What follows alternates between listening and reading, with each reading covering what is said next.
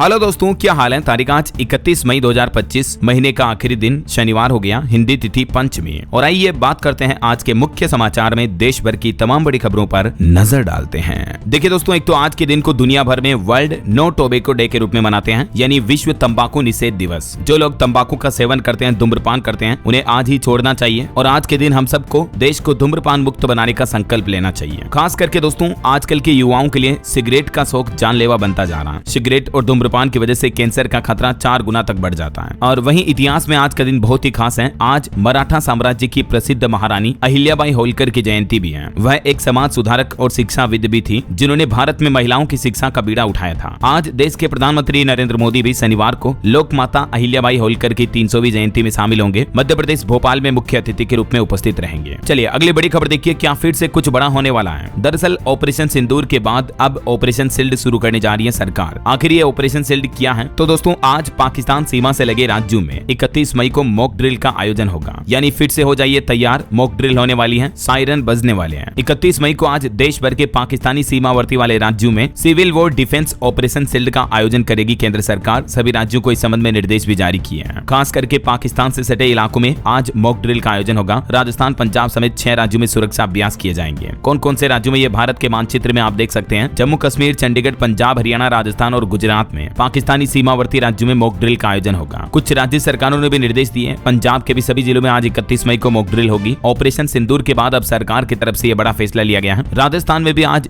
युद्ध की mock drill होगी। फिर से ब्लैकआउट होगा। पूरी तरह गोपनीय रहेगी जगह भी। मुख्य सचिव ने रिस्पॉन्स टाइम सुधारने के भी निर्देश दिए। ये मॉक ड्रिल के दौरान लोगों को हवाई हमले की चेतावनी देने वाले सायरन के बारे में अवगत किया जाएगा और हमले के समय नागरिकों को खुद की सुरक्षा के लिए ट्रेनिंग दी जाएगी। ब्लैकआउट के दौरान परिस्थितियों को कैसे हैंडल करना ये भी बताया जाएगा, सिखाया जाएगा। राजस्थान के भी पाकिस्तान सीमा से सटे इन सभी जिलों में और कुछ अन्य जिलों में भी मॉक ड्रिल का आयोजन होगा। और भी ये ऑपरेशन शील्ड के बारे में अगर आप विस्तार से जानकारी देखना चाहते हैं तो दोस्तों, इस बारे में मैंने डीएलएस न्यूज चैनल पर एक अलग से वीडियो डाला है। आप ये आज की खबरें समाप्त होने के बाद इस वीडियो को देख लीजिएगा ना। चलिए आगे बढ़ते हैं अपन खबरों में। देखिए बड़ी खबर, गेहूं और अनाज वगैरह इनकी जमाखोरी रोकने के लिए अब सरकार ने मार्च 2026 तक गेहूं की भंडारण सीमा को बढ़ा दिया है। हर सप्ताह हर शुक्रवार सरकार के पोर्टल पर स्टॉक अपडेट करना होगा। नए नियमों के तहत व्यापारी और थोक व्यापारी अधिकतम 3000 टन तक ही गेहूं का भंडार रख सकते हैं और जो खुदरा रिटेल व्यापारी हैं वो 10 टन का भंडार कर सकते हैं। गेहूं की कालाबाजारी, जमाखोरी, सट्टेबाजी रोकने के लिए सरकार की तरफ से ये बड़ा फैसला लिया गया। चलिए अगला अपडेट देखिए, अब आप भी फाइल कर सकते हैं अपना ITR return. Income tax department ने ITR 1 और ITR 4 फॉर्म जारी कर दिया है और इस बार रिटर्न भरने की आखिरी तारीख 15 सितंबर तय की गई है। करदाता ITR दाखिल करना शुरू कर सकेंगे। इनकम टैक्स की तरफ से यूटिलिटी फॉर्म उपलब्ध करा दिए गए हैं। और भारत के फॉरेक्स रिजर्व पर भी अच्छी खबर आ रही है। देश के विदेशी मुद्रा भंडार में इजाफा हुआ। 6.99 अरब डॉलर बढ़कर अभी 692.72 अरब डॉलर पर पहुंच चुका है देश का फॉरेक्स रिजर्व। और दोस्तों, भारत की जीडीपी ग्रोथ पर भी अच्छी खबर देखिए। जनवरी से मार्च की अवधि के दौरान जीडीपी ग्रोथ बढ़कर 7.4% रही। सरकार की तरफ से ये जीडीपी के आंकड़े जारी किए गए, जिसमें चौथी तिमाही देश की इकोनॉमी बढ़ोतरी के हिसाब से काफी अच्छी रही। वैसे तो पूरे साल में 6.5% रही जीडीपी, लेकिन चौथी तिमाही में तो लगभग 7.5% की दर से बढ़ी देश की इकोनॉमी। कंस्ट्रक्शन सेक्टर में रिकॉर्ड तोड़ 9.4% तक की ग्रोथ देखी गई। और इन आंकड़ों पर देश के वाणिज्य मंत्री पीयूष गोयल भी बोले कि भारत सबसे तेजी से बढ़ने वाली अर्थव्यवस्था बनी रहेगी और अमेरिका के साथ भी भारत की व्यापार वार्तालाप चल रही है, पटरी पर है। और भारत की इकोनॉमी की रफ्तार दिनों दिन तेज होती जा रही है। बीते 28 सालों के दौरान 12 देशों से आगे निकली हमारी भारत की जीडीपी और अभी हाल ही में तो हमारा देश दुनिया में 4th लार्जेस्ट इकोनॉमी बन चुका है ना। और महंगाई पर भी दोस्तों, RBI की एक रिपोर्ट सामने आ रही है कि अगर महंगाई कम हुई तो आम आदमी की जेब में पैसा बचने लगेगा। घरेलू बचत में भी बढ़ोतरी होगी। RBI ने अपनी फाइनेंशियल रिपोर्ट में बताया कि हाउस होल्ड फाइनेंशियल सेविंग में ये बढ़ोतरी अनुकूल आर्थिक दृष्टिकोण और महंगाई के कम होने की वजह से हुई है और आगे भी अगर देश में महंगाई कंट्रोल में रहती है तो आर्थिक माहौल सकारात्मक और अच्छा बना रहेगा। चलिए अगला अपडेट देखिए, केंद्र सरकार के रिटायर्ड कर्मचारियों को सरकार ने बड़ा तोहफा दिया है। NPS UPS पेंशन पर केंद्र सरकार ने यह बड़ा फैसला लिया है। दरअसल वित्त मंत्रालय की तरफ से 31 मार्च 2025 तक रिटायर होने वाले केंद्रीय कर्मचारियों के लिए कुछ बेनिफिट का ऐलान किया है और ये लाभ 3 तरह के होंगे। अगर रिटायर्ड कर्मचारी की मौत हो गई तो उसकी पत्नी या पति इन लाभों के लिए क्लेम कर सकती है। हालांकि इन लाभ को लेने के लिए जरूरी शर्त यह है कि कर्मचारी ने कम से कम 10 साल तक की नौकरी की हो। वैसे तो अभी आपको पता होगा, यूपीएस यानी यूनिफाइड पेंशन स्कीम को क्लेम करने की अंतिम तारीख 30 जून 2025 तय की है सरकार ने। तब तक जो कर्मचारी अभी तक एनपीएस के अंतर्गत हैं, वो चाहे तो अपनी पेंशन के लिए यूपीएस का विकल्प चुन सकते हैं। और बाकी जो अभी इस योजना में 3 तरह के बेनिफिट मिलेंगे, क्या क्या देख सकते हैं। एक मुफ्त भुगतान का लाभ मिल पाएगा, मासिक टॉपअप राशि की भी सुविधा होगी और पीपीएफ यानी पब्लिक प्रोविडेंट फंड के तहत मिलने वाली ब्याज दर के आधार पर बकाया राशि मिलेगी। और बाकी यूपीएस के बेनिफिट कैसे लिए जा सकते हैं, तो ऑफिशियल इन ऑनलाइन पोर्टल पर जाकर के आप ये फॉर्म भर सकते हैं। सकते हैं, ठीक है ना। चलिए दोस्तों, अगली बड़ी खबर आ रही है जातिगत जनगणना को लेकर भी सरकार ने एक नया प्लान बनाया है। जाति जनगणना से पहले कास्ट की लिस्ट बनाई जाएगी, मतलब हमारे देश में टोटल कितनी जातियां हैं उनकी लिस्ट बनेगी। सभी राजनीतिक पार्टियों से सहमति लेगी सरकार, और अभी मौजूदा प्लान तक के मुताबिक SC/ST की जातियों को तो गिनती की जाएगी, ये तो गिनती में है, लेकिन OBC की जातियों पर अभी भी असमंजस है कि इनकी काउंटिंग होगी या नहीं जातिगत जनगणना में, ऐसा। लेकिन जातिगत जनगणना से पहले केंद्र सरकार जातियों की सूची बनाएगी ताकि मतलब सुनियोजित डेटा इकट्ठा हो सके, है ना। अभी हमारे देश में जातियों की स्थितियां क्या है देख सकते हैं आप, ये कुछ आंकड़े भी हैं। चलिए दोस्तों, अगली बड़ी एक चौंकाने वाली खबर सामने आ रही है कि 18.5 करोड़ लोगों के पासवर्ड इंटरनेट पर लीक हुए हैं, जिनमें कई लोगों के बैंक यानी नेट बैंकिंग के पासवर्ड है, कुछ सोशल मीडिया और कुछ सरकारी पोर्टल्स के पासवर्ड भी प्रभावित हुए हैं। और ये खुलासा किया है एक cyber security researcher Jeremiah Fowler की एक रिपोर्ट में। उन्होंने बताया कि इंटरनेट पर बिना किसी सिक्योरिटी के एक डेटाबेस मिला है जिसमें करोड़ों लोगों के यूजर नेम और पासवर्ड थे। कई अलग अलग ईमेल, सोशल मीडिया प्लेटफॉर्म और बैंक अकाउंट से जुड़े पासवर्ड भी उसमें पाए गए। वैसे जो कॉमन पासवर्ड होते हैं हैकर्स की लिस्ट में होते हैं वो कुछ इस तरह के होते हैं। ये पासवर्ड आपको कभी नहीं रखने हैं, और आप अपने सोशल मीडिया या किसी भी ऑनलाइन अकाउंट को सुरक्षित कैसे रख सकते हैं इसके कुछ टिप्स भी यहाँ दिए हुए हैं। 2FA यानी 2 फैक्टर ऑथेंटिकेशन ऑन रखें, किसी अनजान लिंक वगैरह पर क्लिक ना करें और इन टिप्स का हमेशा पालन करें, है ना। चलिए खबर देखिए, अमेरिकी राष्ट्रपति डोनाल्ड ट्रंप का टैरिफ फिर से बहाल हुआ क्योंकि वहां की हायर कोर्ट ने निचली अदालत का फैसला पलट दिया। बल्कि अभी एक दिन पहले तो अमेरिकी राष्ट्रपति डोनाल्ड ट्रंप के टैरिफ वाले फैसले पर रोक लगा दी थी अमेरिका की ही एक कोर्ट ने, लेकिन उससे ऊपर वाली कोर्ट ने उस नीचे वाली कोर्ट का फैसला वापस रद्द कर दिया। बाकी ट्रेड कोर्ट ने टैरिफ को असंवैधानिक बताकर स्थायी रोक लगा दी थी। तो कहने का मतलब ये है कि अमेरिकी राष्ट्रपति डोनाल्ड ट्रंप का टैरिफ जो है वो वापस लागू रहेगा दुनिया भर के देशों पर जो ट्रंप ने टैरिफ लगाया था वो। और इस बीच ट्रंप ने चीनी राष्ट्रपति पर भी कुछ गंभीर आरोप लगाए, कहा कि चीन कर रहा टैरिफ समझौते का पूरी तरह से उल्लंघन। ट्रंप ने शी जिनपिंग पर ये गंभीर आरोप लगाए। देखिए, डोनाल्ड ट्रंप ने कहा कि मैंने तो चीन के लिए रास्ता खोला लेकिन उसने हमें धोखा दिया। और एक रिपोर्ट सामने आ रही कि डोनाल्ड ट्रंप के अब तक के 130 दिन के कार्यकाल में वो अपने ही लिए हुए 11 फैसले तो पलट चुके हैं और उनके 180 फैसलों को कोर्ट ने भी रोक दिया है। प्रशासन के आदेशों के भी खिलाफ जाकर उन पर 250 से भी ज्यादा याचिकाएं दायर हुई हैं। कहीं न कहीं देखा जाए तो डोनाल्ड ट्रंप का ये कार्यकाल काफी विवादों से भरा रहा है। अभी एक दिन पहले तो एलन मस्क ने भी उनका साथ छोड़ दिया, उन्होंने भी DOJ डोज से इस्तीफा दे दिया और लिखा कि मेरा टाइम पूरा हुआ, क्योंकि वो भी राष्ट्रपति के पसंदीदा बिल से नाराज हैं। एलन मस्क ने इस बिल को ही फिजूल खर्ची बताया। तो ये अभी अमेरिकी सरकार में कंट्रोवर्सी चल रही है। इस बीच डोनाल्ड ट्रंप बोले कि एलन मस्क ने बिना थके दिन रात मेहनत की, वे सरकार के कामकाज में बेमिसाल बदलाव लाए। अब ट्रंप जो है मस्क की तारीफ भी कर रहे हैं। चलिए अगली खबर देखिए, मध्य प्रदेश उत्तर प्रदेश में 10 दिन बाद आएगा मानसून। बंगाल की खाड़ी में एक डिप्रेशन बन रहा है, इस वजह से मानसून इन राज्यों में थोड़ा देरी से पहुंचेगा। देश में अब तक 33% ज्यादा बारिश हुई है। आगे बताऊंगा मैं आपको और भी मौसम समाचार विस्तार से। फिलहाल देखिए अगली खबर, रेल यात्रियों के लिए बड़ा अच्छा अपडेट आ रहा है। ट्रेन टिकट अब आप अपनी आवाज से भी बुक कर पाएंगे। रेलवे के AI चैटबॉट पर IRCTC का पासवर्ड डालने की भी जरूरत नहीं होगी। दरअसल IRCTC का AI पावर्ड चैटबॉट जो है आस्क दिशा 2.0, ये आपको हिंदी, इंग्लिश, गुजराती और अन्य भाषाओं में बोलकर भी टिकट बुक करने की सुविधा देता है। ये कुछ स्टेप्स आप देख सकते हैं किस तरह से आप आस्क दिशा 2.0 का इस्तेमाल कर सकते हैं अपनी टिकट बुकिंग के लिए। 6 आसान स्टेप्स में आप ट्रेन टिकट बुक कर सकते हैं, ठीक है ना। इसमें और भी आपको ढेर सारे फीचर्स मिलते हैं। हाल ही में मैंने आपको इससे पहले रेलवे के स्वरेल ऐप के बारे में भी बताया था। ये भी रेलवे का एक ऑल इन वन ऐप है जिस पर आप रेलवे टिकट बुकिंग से लेकर ट्रेन की लाइव लोकेशन ट्रैक करने से लेकर खाना ऑर्डर करने तक, शिकायत दर्ज कराने तक सारी सुविधाएं आपको स्वरेल मोबाइल ऐप पर भी मिलती है ना। चलिए अगली बड़ी खबर आ रही है, नीट PG पर सुप्रीम कोर्ट की तरफ से बड़ा फैसला आया है। सुप्रीम कोर्ट ने आदेश में कहा कि नीट PG एग्जाम एक ही शिफ्ट में हो, और ये भी कहा कि समय चाहिए तो आवेदन कर सकते हैं। 15 जून को ये एग्जाम होने हैं और अब देश भर में नीट PG की परीक्षा सिंगल शिफ्ट में ही आयोजित की जाएगी। छात्रों ने 2 शिफ्ट में परीक्षा के खिलाफ याचिका दाखिल की थी, तो अब आखिरकार सुप्रीम कोर्ट की तरफ से ये फैसला सुनाया गया। चलिए बड़ी खबर आ रही है, ट्रेड यूनियन देशव्यापी हड़ताल करने की तैयारी में है। सरकार द्वारा जारी नए श्रम कानूनों के विरोध में 9 जुलाई को सड़कों पर उतरेंगे मजदूर संगठन, और 9 जुलाई को देशव्यापी हड़ताल की भी घोषणा की है। वहीं रेलवे कर्मचारियों के लिए भी अच्छी खबर आ रही है, अब 30 लाख रुपए तक का लोन मिल पाएगा। रेलवे एम्प्लॉइज कोऑपरेटिव बैंक ने 7% लाभांश देने की भी घोषणा की है। देख सकते हैं आप और भी इसके बारे में जानकारी। चलिए खबर देखिए, ओयो कंपनी का नया नाम बताओ और जीतो 3 लाख रुपए। ओयो के फाउंडर रितेश अग्रवाल ने यह शानदार मौका दिया है। दरअसल ओयो कंपनी अपने आप को रीब्रांड करना चाहती है और इसके लिए कंपनी का प्लान है कि नाम कैसा होना चाहिए। रितेश अग्रवाल ने कहा कि नाम एक बोल्ड, एक शब्द कॉर्पोरेट नाम होना चाहिए, वैश्विक अनुभव वाला और किसी एक संस्कृति या भाषा से बंधा हुआ नहीं हो। अगर आप कंपनी को ये नाम सजेस्ट करते हो और कंपनी आपका नाम चूज करती है तो आपको 3 लाख रुपए तक का इनाम पुरस्कार के रूप में दिया जाएगा। ज्यादा डिटेल आप ओयो के पोर्टल पर चेक कर लीजिएगा। चलिए बड़ी खबर आ रही है, गोल्ड लोन पर बढ़ेगी RBI की सख्ती। आम आदमी के फायदे के लिए सरकार को भी RBI यानी रिजर्व बैंक ने कुछ नसीहत दी है। RBI का प्लान है अगले साल 1 जनवरी 2026 से ही गोल्ड लोन को लेकर भारतीय रिजर्व बैंक की तरफ से कुछ नए दिशा निर्देश लागू किए जाएंगे। अभी इन नियमों को लागू करने की सिफारिश की जा रही है वित्त मंत्रालय द्वारा, मतलब फिलहाल लागू हुए नहीं है, सुझाव लिए जा रहे हैं। क्या क्या नियम बदले जाएंगे तो आप देख सकते हैं। गोल्ड लोन को लेकर RBI का प्लान है ये 7 पॉइंट्स में बदलाव किए जाएंगे, ठीक है ना। और वहीं दोस्तों पुराने नोटों को लेकर भी रिजर्व रिजर्व बैंक का एक प्लान देखिए, पुराने नोट से बनेंगे घर के फर्नीचर। आरबीआई ने बनाया एक अनोखा प्लान। देश में हर साल लाखों की संख्या में नोट खराब हो जाते हैं, तो अब आरबीआई पुराने नोटों से फर्नीचर बनाएगा। पुराने नोटों से लकड़ी के पैनल बोर्ड बनाए जाएंगे। रिपोर्ट्स में बताया गया कि हर साल 15,000 टन पुराने नोट जो है खराब होते हैं। मतलब लिटरली दोस्तों हजारों टन नोट जो हैं हर साल खराब हो जाते हैं, कटे फटे हो जाते हैं। तो उन नोटों के टुकड़ों को मिलाकर अब आरबीआई का प्लान है, उनसे कुर्सी टेबल वगैरह ये बनाए जाएंगे। इतनी जो मतलब नोटों की रद्दी होती है ना, तो उसका यूज किया जाएगा ऐसा। तो आरबीआई का ये प्लान पर्यावरण के लिहाज से भी फायदेमंद होगा। हालांकि इन नोटों की खबरों के बीच मीडिया में कुछ रिपोर्ट्स ऐसी भी चल रही है कि क्या फिर से होगी नोटबंदी। एनडीए के एक मुख्यमंत्री की बड़ी बात के बाद नोटबंदी की भी चर्चा होने लगी देश में। क्या सरकार और आरबीआई 500 रुपए के नोटों को भी बैन करने का प्लान कर रहे हैं? तो समझिए असल मसला है क्या। जो मीडिया में ये खबरें चल रही हैं, ये खबरें क्यों आई? तो बात कुछ यूं है दोस्तों कि आंध्र प्रदेश के मुख्यमंत्री एन चंद्रबाबू नायडू ने एक बार फिर से देश में वित्तीय पारदर्शिता और भ्रष्टाचार मुक्त व्यवस्था की दिशा में एक सुझाव दिया है। उन्होंने कहा कि 500 रुपए और उससे भी ज्यादा मूल्य के नोटों को चलन से बाहर कर दिया जाए, क्योंकि उनका यह मानना है कि उच्च मूल्य के नोटों को हटाकर देश को पूरी तरह से डिजिटल लेनदेन की ओर ले जाया जा सकता है, जिससे कि न केवल भ्रष्टाचार पर लगाम लगेगी बल्कि देश की अर्थव्यवस्था भी ज्यादा पारदर्शी बनेगी। समझ रहे हो? तो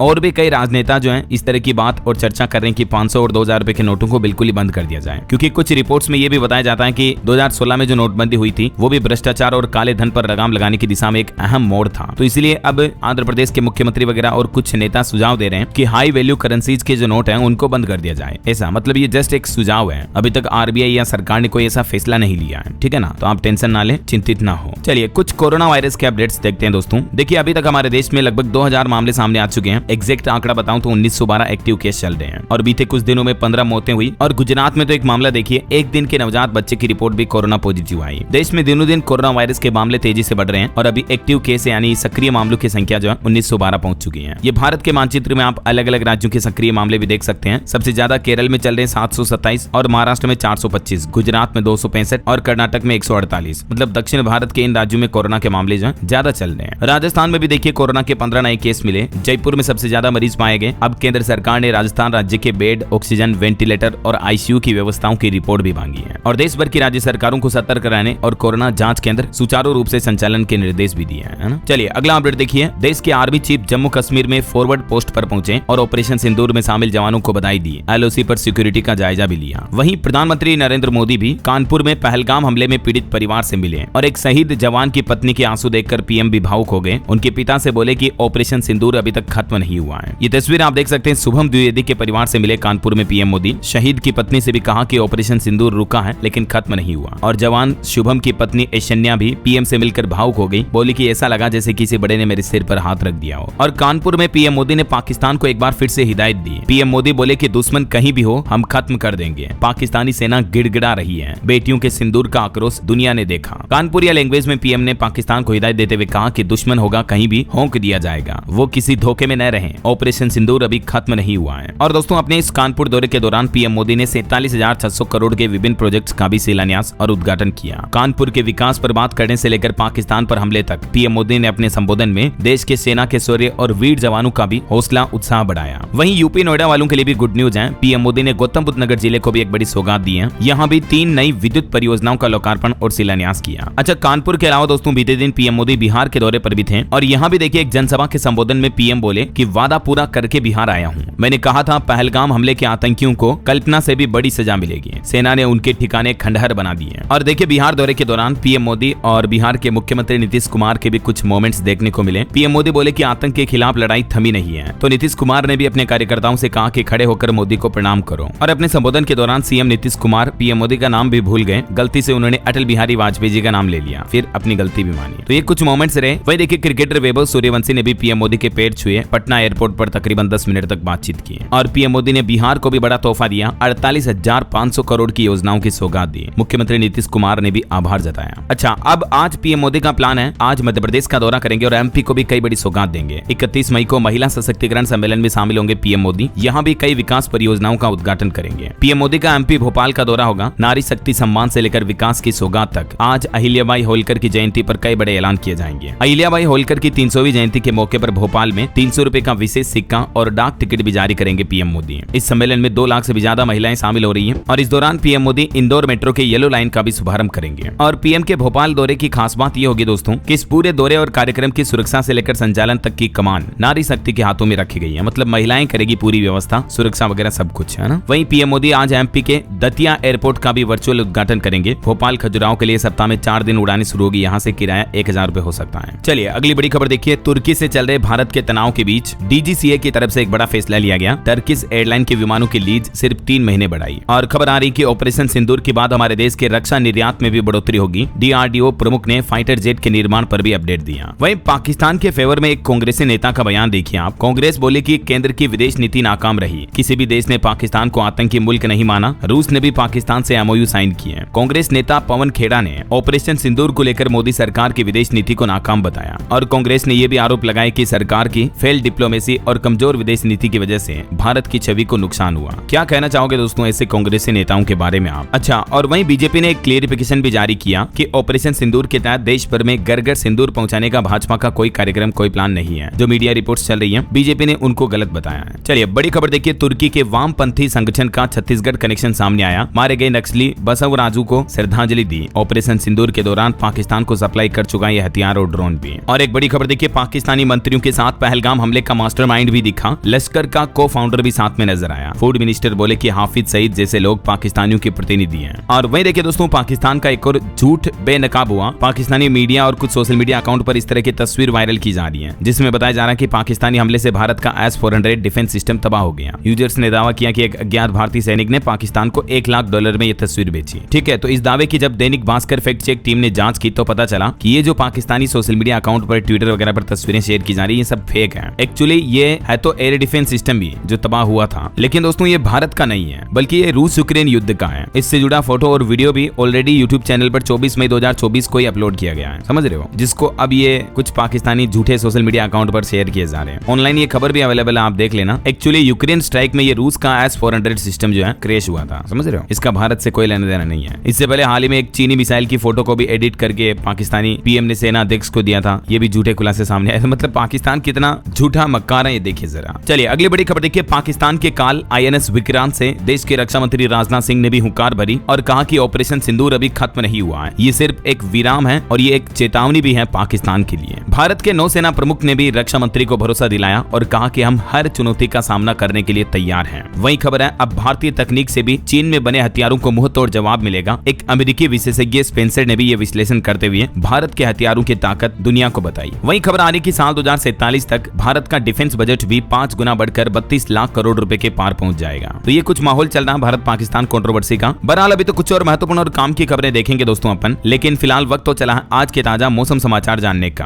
और हाँ, एक छोटी सी गुजारिश आपसे ये है, अगर आप DLS न्यूज चैनल से अभी तक भी जुड़े नहीं हो तो जुड़ जाइए, चैनल को सब्सक्राइब करके बेल आइकन जरूर दबा दीजिएगा और इस वीडियो पर एक लाइक और शेयर भी कर देना, ताकि आपको रोजाना की ताजा खबरें, महत्वपूर्ण मुख्य समाचार, काम के न्यूज अपडेट सबसे पहले आपके मोबाइल पर मिलते रहेंगे। ओके, और चलिए बिना टाइम वेस्ट किए सीधा आगे बढ़ते मौसम अपडेट में। तो देखिए दोस्तों, मौसम विभाग का कहना है कि उत्तर प्रदेश मध्य प्रदेश में भी 10 दिन बाद मानसून आ ही जाएगा। वैसे तो 24 मई को ही केरल से मानसून की एंट्री हो चुकी है। अब तक मानसून 17 राज्यों में दस्तक दे चुका है। ये भारत के मानचित्र में आप देख सकते हैं, दक्षिण भारत समेत इन राज्यों में भी मानसून पहुंच चुका है। कुछ अलग अलग राज्यों के हालात देखिए आप। राजस्थान के 18 जिलों में आज भी बारिश का अलर्ट है। 9 जिलों में भीषण गर्मी पड़ेगी। बाड़मेर में एक मकान पर पेड़ गिरा, जैसलमेर में टीन शेड भी उड़ गए। और राजस्थान के 7 जिलों में तो आज और कल भी तेज आंधी बारिश का अलर्ट रहेगा। जयपुर, अजमेर, टोंक में भी बरसात की चेतावनी। आना सागर झील के 3 गेट खोले गए। बाड़मेर में बारिश का 6 साल का रिकॉर्ड भी टूटा। वहीं मध्य प्रदेश के हालात देखिए, गुना, खजुराहो समेत कई जिलों में तेज बारिश हुई और अभी भी मध्य प्रदेश के कई जिलों में आंधी बारिश का सिलसिला जारी रहेगा। हरियाणा के भी 4 जिलों में बारिश की चेतावनी। अगले 5 दिन मौसम खराब रहेगा। तो वहीं हिमाचल में लैंडस्लाइड की घटना हुई, कार भी छोड़कर जान बचाकर भागे लोग बाग। ये वीडियो सामने आ रहा देख सकते हैं आप। पंजाब के भी 20 जिलों में आंधी बारिश की चेतावनी। अगले 5 दिन तक अलर्ट जारी रहेगा। तो वहीं बिहार के भी 32 जिलों में आज हल्की बारिश का अलर्ट है। 40 किलोमीटर प्रति घंटा की रफ्तार से हवाएं चलेगी। झारखंड में भी 2 जून तक बारिश और वज्रपात की चेतावनी। पलामू में आकाशीय बिजली गिरने से 4 लोगों की मौत भी हो गई। और भी दोस्तों अगले 24 घंटों के दौरान मौसम की संभावित गतिविधियां क्या रह सकती हैं, तो जानकारी आप देख सकते हैं स्क्रीन पर। किन किन राज्यों में बारिश का सिलसिला जारी रहेगा अगले 24 घंटों तक, है ना। ओके, और चलिए मौसम के बाद अब अपन आज के सराफा बाजार पर नजर डाल लेते हैं। तो देखिए दोस्तों, बीते दिन सोना मामूली 170 रुपए सस्ता होकर 95,355 रुपए प्रति 10 ग्राम पर चल रहा है, जबकि चांदी का भाव भी 642 रुपए कम हुआ और अभी 97,458 रुपए प्रति किलो चांदी का प्राइस चल रहा है। कुछ मार्केट अपडेट्स पर भी नजर डालते हैं। देखिए, भारतीय शेयर बाजार में सेंसेक्स 182 अंक गिरकर 81,451 पर बंद हुआ। निफ्टी भी 83 अंक लूट का। और कुछ कंपनियों के स्टॉक्स अपडेट देखिए। रिलायंस पावर का शेयर 16% बढ़ा। ओला इलेक्ट्रिक के शेयर में 10% तक की गिरावट आई, क्योंकि कंपनी का घाटा दुगना होकर 870 करोड़ पहुंचा। और मजबूत तिमाही नतीजों के बाद सुजलोन एरोन एनर्जी का शेयर 9% तक चढ़ा।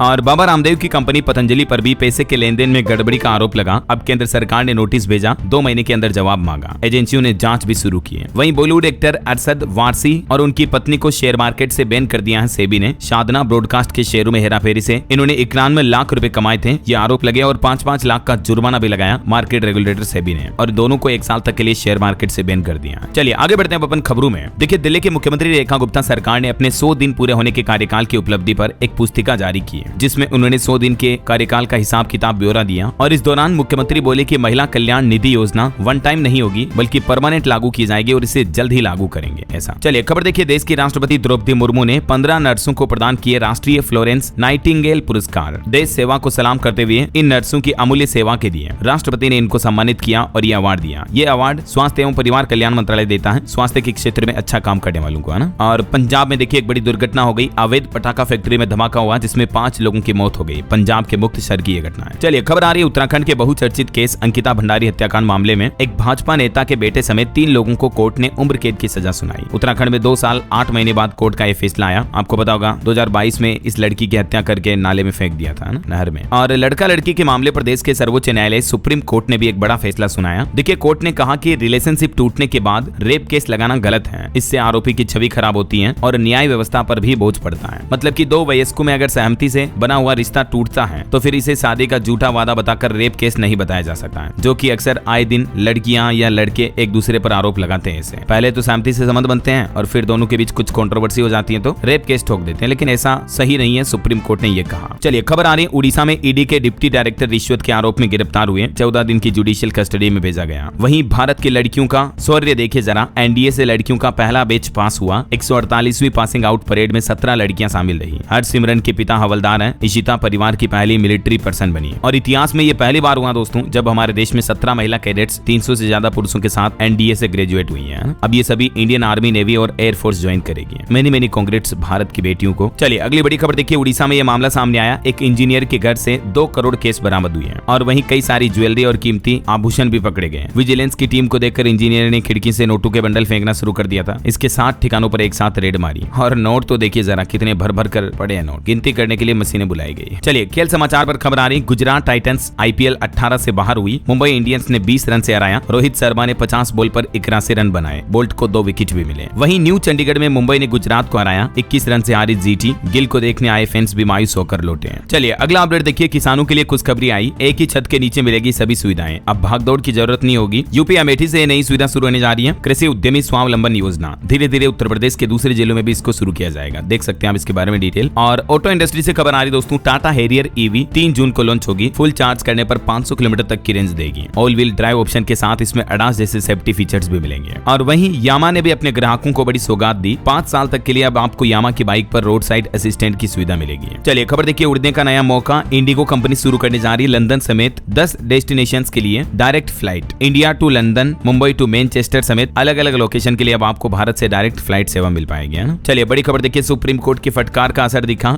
जल्द ही क्रिप्टो करेंसी पर भी कानून बना सकती है सरकार। क्रिप्टो करेंसी यानी बिटकॉइन वगैरह, इन पर अब केंद्र सरकार ठोस कानून लागू करने का प्लान कर रही है। हाल ही में सुप्रीम कोर्ट ने भी सरकार को यह निर्देश दिया था ना। चलिए बड़ा अपडेट देखिए, दिल्ली में अब हर ऊंची बिल्डिंग पर एंटी स्मोक गन लगाना अनिवार्य होगा। वायु प्रदूषण को कम करने के लिए दिल्ली सरकार की तरफ से यह नया नियम लागू किया गया और पूरा आदेश जारी हो चुका। सभी मॉल, होटल, निजी कार्यालय वगैरह ऊंची बिल्डिंग पर यह लगाना अनिवार्य होगा ना। और वहीं दिल्ली सरकार के ईवी मसौदे पर भी अब कंट्रोवर्सी छिड़ रही है, क्योंकि नई ईवी पॉलिसी में इलेक्ट्रिक व्हीकल और हाइब्रिड कारों दोनों के ही लिए समान प्रोत्साहन का प्रस्ताव रखा है। तो अब ईवी निर्माताओं ने दिल्ली सरकार की इस नई ईवी पॉलिसी का विरोध भी किया है, आपत्ति जताई है। चलिए खबर देखिए, उत्तर प्रदेश ज्ञानव्यापी मामले में अब अगली सुनवाई 31 मई को होगी, यानी आज ही ये मामले की सुनवाई होगी। देखते हैं कोर्ट की तरफ से क्या फैसला आता है। और उत्तर प्रदेश में भी एक बड़ी दुर्घटना हो गई। देखिए, यात्रियों से भरी बस पलटी, 5 लोगों की मौत हो गई, 15 से ज्यादा घायल हो गए। यूपी के जौनपुर में यह घटना हुई। मुख्यमंत्री योगी आदित्यनाथ ने भी दुख जताया। चलिए खबर आ रही है, हिमाचल प्रदेश की कैबिनेट बैठक होगी आज शनिवार 31 मई को। इसमें भी कई अहम फैसले लिए जाएंगे। वहीं देखिए, राजस्थान भरतपुर में 400 करोड़ की साइबर ठगी का एक मामला सामने आया। 23 कंपनियां चला रही थी गैंग, MBA पास संभालता था लेन देन भी। मतलब देखिए, ठगी के लिए इंजीनियर की करतूत। 28 लाख का पैकेज था इसकी नौकरी का, वो नौकरी भी छोड़ दी। IITian दोस्त के साथ मिलकर शेल कंपनियां बनाई और 4 महीने में ही 400 करोड़ का ट्रांजेक्शन किया। चलिए खबर देखिए, मणिपुर राज्य में भी अब सरकार बनाने के लिए कवायद तेज हुई। इम्फाल में भाजपा विधायक के आवास पर जुटे 15 MLA। वहीं रिपोर्ट सामने आ रही कि इंडिया AI मिशन में भारत बड़े दांव खेल रहा। 16,000 से ज्यादा GPU जुड़ चुके हैं। केंद्रीय IT मंत्री अश्विनी वैष्णव ने पूरा प्लान भी बताया। जल्दी इंडिया में खुद का AI सिस्टम डेवलप हो पाएगा ना। चलिए बड़ी खबर देखिए, अब भ्रामक लेबलिंग पर शिकंजा कसा जाएगा। FSSAI ने 100% के इस्तेमाल पर बैन लगाया। सभी खाद्य व्यवसायिक संचालकों को सरकार की तरफ से एक सलाह और चेतावनी दी गई और कहा कि वे अपने खाने के पैकेट, लेबल और विज्ञापन में 100% शुद्ध, 100% प्योर इस तरह के शब्दों का इस्तेमाल ना करें, क्योंकि ये शब्द पूरी तरह से अस्पष्ट होते हैं, लोगों को कंफ्यूज करते हैं। तो FSSAI यानी food safety standard authority of India की तरफ से ये चेतावनी दी गई। देख सकते हैं आप इस संबंध में जारी प्रेस नोटिस भी। चलिए खबर आ रही है मुंबई का, जरा ध्यान दें। इस वीकेंड लगने जा रहा 36 घंटे का मेजर ब्लॉक, 160 से ज्यादा ट्रेनें कैंसिल रहेगी, तो आप टाइम टेबल चेक करके ही निकले, है ना। वही खबर है, देश के सर्वोच्च न्यायालय सुप्रीम कोर्ट में अब जजों की संख्या बढ़कर 34 हुई। 3 और जजों ने शपथ ली, तो अब उसके बाद कोई भी रिक्त पद खाली नहीं है। और वातावरण पर देखिए एक चिंताजनक रिपोर्ट सामने आ रही है। वैज्ञानिकों ने चेतावनी दी और कहा कि अब भारत में भीषण गर्मी लंबे वक्त तक रहेगी। एक सप्ताह नहीं बल्कि 1.5-2 महीने तक गर्मी पड़ेगी। मतलब इस गर्मी के सीजन में ही नहीं बल्कि दोस्तों आने वाले सालों में अब भारत में गर्मियों के दिन और ज्यादा बढ़ेंगे। सप्ताह में नहीं बल्कि महीनों में गर्मियां पड़ेगी ऐसा। और एक खुलासा सामने आ रहा है कि इस सदी के अंत तक पिघल सकती है हिंदू कुश हिमालय की 75% बर्फ भी, जिससे करीब 2 अरब लोग प्रभावित होंगे। चलिए खबर देखिए, आंध्र प्रदेश के विशाखापट्टनम स्टील प्लांट के बर्खास्त 3000 ठेका श्रमिक बहाल किए जाएं, मानवाधिकार मंच ने ये मांग की है। वही खबर है, जामिया नगर में नहीं चलेगा यूपी सरकार का बुलडोजर, दिल्ली हाईकोर्ट ने लगाई रोक। बिहार के नीतीश सरकार ने उच्च जातियों के विकास के लिए भी एक नया आयोग बनाया। बिहार विधानसभा चुनाव से पहले नीतीश सरकार ने बड़ा दांव खेला है। देख सकते हैं आप इस संबंध में प्लान में नोटिस भी जारी किया। वही खबर है, सदगुरु के नाम पर चल रहे ऑनलाइन फर्जी AI वीडियो और इमेज को हटाया जाए, दिल्ली हाईकोर्ट ने बड़ा आदेश दिया। भारत के लिए एक अच्छी रिपोर्ट सामने आ रही है दोस्तों की भारत दुनिया का सबसे सस्ता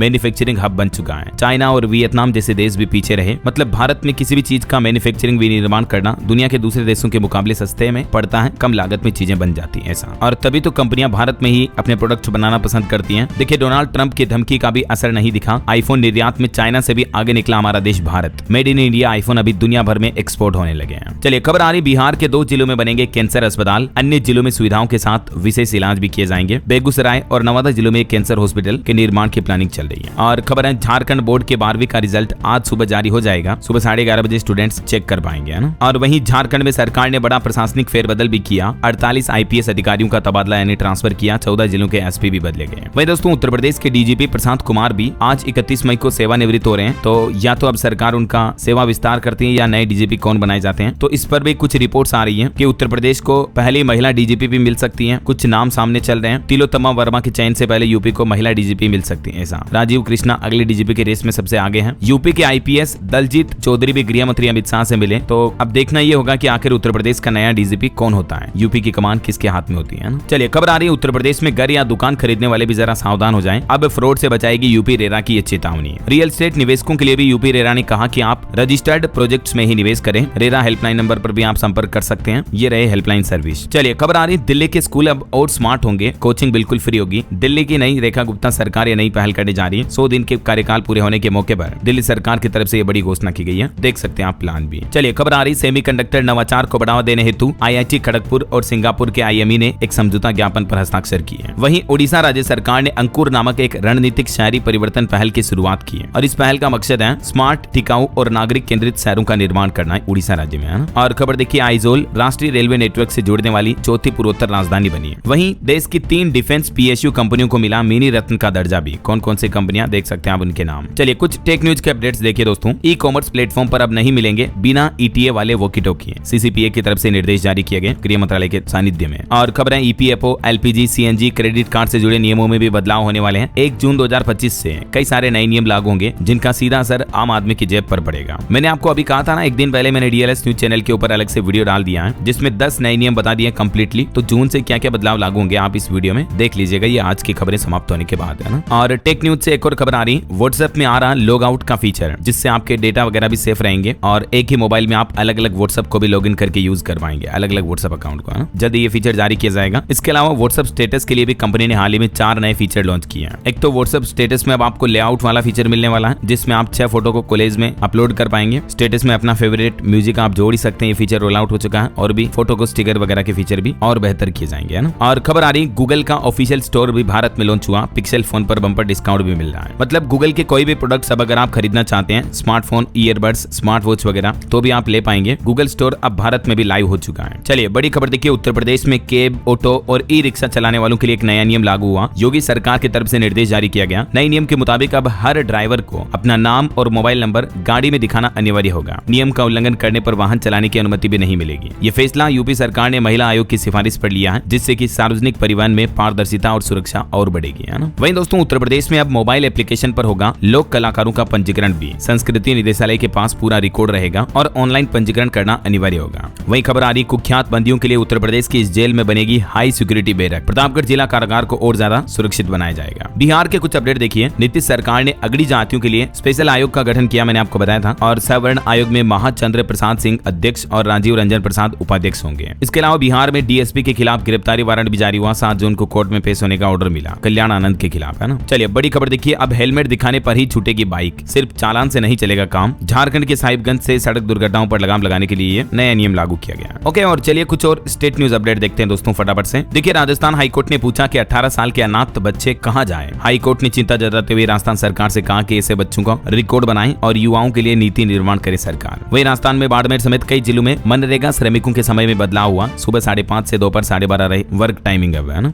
और राजस्थान में कांस्टेबल भर्ती के पदनाम में भी संशोधन कर सकेंगे अभ्यर्थी, ये इजाजत मिलेगी। और खबर आ रही है मध्य प्रदेश में भी 10 जून तक हो सकेंगे कर्मचारियों के तबादले। एमपी के मोहन यादव सरकार ने आदेश जारी करने की समय सीमा बढ़ाई। वहीं एमपी में स्टूडेंट्स के लिए भी खबर आ रही कि कॉलेजों में 2 राउंड में होंगे admission. UG PG first phase की लास्ट डेट 6 जून रहेगी। और देखिए मध्य प्रदेश में अब घर बैठे सरकारी और प्राइवेट अस्पतालों में भी आप अपॉइंटमेंट बुक कर पाएंगे। इसके लिए हेल्पलाइन नंबर भी जारी हुआ, देख सकते हैं आप। एमपी इंदौर से ये नई सुविधा शुरू हो रही है। और मध्य प्रदेश के खरगोन में एक आईटीआई कर्मचारी की हार्ट अटैक से मौत हो गई। अभी तो 12 दिन पहले शादी हुई थी। छत्तीसगढ़ हाईकोर्ट का एक बड़ा फैसला देखिए। अगर किसी एक ने रेप किया और बाकियों ने साथ दिया तो भी सभी लोगों को दोषी माना जाएगा। एक ऐसे ही केस की सुनवाई करते हुए छत्तीसगढ़ हाईकोर्ट ने महत्वपूर्ण फैसला सुनाया। वहीं रेलवे से एक चौंकाने वाली रिपोर्ट आ रही। देखिए सिर्फ छत्तीसगढ़ राज्य में साल 2024-25 में 2790 पैसेंजर ट्रेनें कैंसिल हुई। और छत्तीसगढ़ में काम करने वाले मजदूरों का भी अब वेरिफिकेशन करवाना अनिवार्य होगा। जिन जिलों में ठेका श्रमिक ज्यादा है वहां ये नियम लागू होगा। और बड़ी खबर देखिए, उत्तर प्रदेश कानपुर में 70 किलोमीटर की स्पीड से तूफान आया। पीएम मोदी की जनसभा पंडाल के गेट भी उखड़ गए, गाड़ियों पर गिरे पेड़ भी। ये कुछ तस्वीरें आप देख सकते हैं। लखनऊ में भी 50 किलोमीटर की स्पीड से तूफान आया। कई इलेक्ट्रिसिटी पोल टूट गए, पेड़ गिरे, जिससे कई इलाकों में बिजली भी गुल हो गई। और वहीं देखिए दोस्तों, नोएडा में 3 साल बाद एक साथ 19 कोरोना संक्रमित मिले। अभी यूपी में 59 एक्टिव केस चल रहे हैं, 2 की मौत भी हो चुकी है। अब प्रयागराज ने सरकार से जांच किट भी मांगी है। वैसे अभी यूपी में कुल कोरोना मरीजों की संख्या 117 हो चुकी है। 59 सक्रिय मामले चल रहे हैं। और वहीं खबर देखिए, लखनऊ से मुंबई के बीच चलेगी पहली स्लीपर वंदे भारत ट्रेन भी। इसका भी रूट फाइनल हो चुका है, जून में टाइम टेबल आ जाएगा। और अंतर्राष्ट्रीय न्यूज से बड़ी खबर देखिए, डोनाल्ड ट्रंप अमेरिकी राष्ट्रपति ने एक बार फिर से ये बयान दिया। कहा कि भारत पाकिस्तान में न्यूक्लियर वॉर हो सकती थी, हमने रोकी। व्यापार खत्म करने की बात कही, वहां के नेता समझदार हैं, मान गए। भारत पाकिस्तान के बीच लड़ाई को रोकने का दावा एक बार फिर से अमेरिकी राष्ट्रपति की तरफ से किया गया, जबकि भारत सरकार पहले भी इनके दावों को नकार चुकी है। और अंतर्राष्ट्रीय न्यूज पर एक और बड़ी खबर देखिए आप। नाइजीरिया में बाढ़ से 3 दिन में 117 लोगों की मौत हुई। 3000 से ज्यादा घर डूब गए। ये तस्वीरें आप देख सकते हैं। चलिए कुछ एजुकेशनल अपडेट्स देखिए आप। बिहार में लाइब्रेरियन के 6500 से ज्यादा पदों पर होगी भर्ती। कैबिनेट से मंजूरी के बाद बीपीएससी को मिलेगा रोस्टर।